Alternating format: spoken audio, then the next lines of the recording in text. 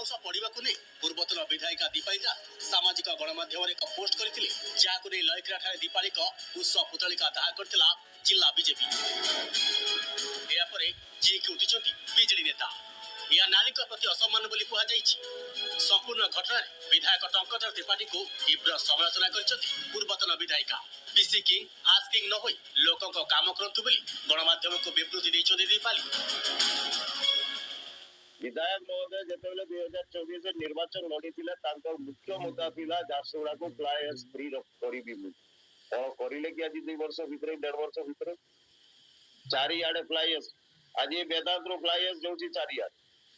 highway रे fly ash उड़ूची overloading जाऊँगी fly ash उड़बार जोगो लोक मानकर एक्सीडेंट होउची तार लागि दाई किए से जन सिरियापाली रो एस्पॉन्ड अच्छे से कंपनी नो भी विधायक महोदय केते टंका नौजन सेटा आमे खबर रखिछु एवं तांकू माने लज्जा लागबार कथा मोर बड़ भाई के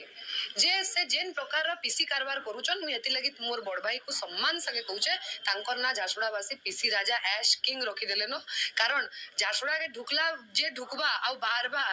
तरे से तांकर व्हाइट शर्ट कला हे जिबा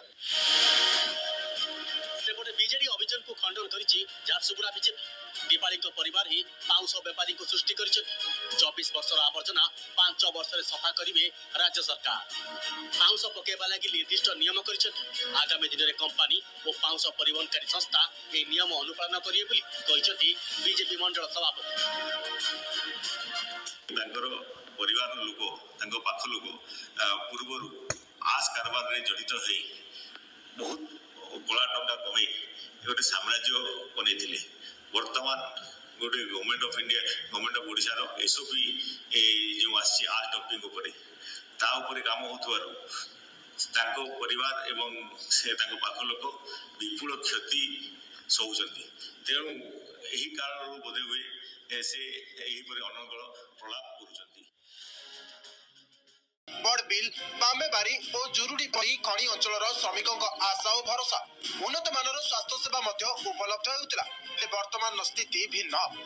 10 वर्ष अधिक समय है बंद कर केंद्र सरकार फल हॉस्पिटल भीतर जंत्रपाति खत खाऊची आशा पत्र सिक्यूरीटी गार्ड यहाँ जगी बेले हॉस्पिटल परिसर एवं भूत कोठी सरकार आमर नूतन सरकार 2 वर्ष हवा जाऊँगी आगु तो जो सरकार थे से तो किसी कले कि नूतन सरकार जेहेतु राज्य सरकार और केंद्र सरकार मिलित भाव में रही सुधा ये चिकित्सालय को आदौ देखा करूना तेणु मोर दुखर विषय आपको शीघ्र चालू करने मोर दाबी हो जोड़ावासी अंचलवासी दाबी जे चिकित्सालय को चालू कर दाबी क्या कर दाबी तो समस्ते जानते समस्ते कांदुंट कि क्या लुह ना बर्तमान यही अवस्था ना स्थानीय एमएलए कौन कि ना स्थानीय आमर एमपी कहते कि आम जिलार चीफ मिनिस्टर बोधे एपर्यंत दृष्टि पड़नी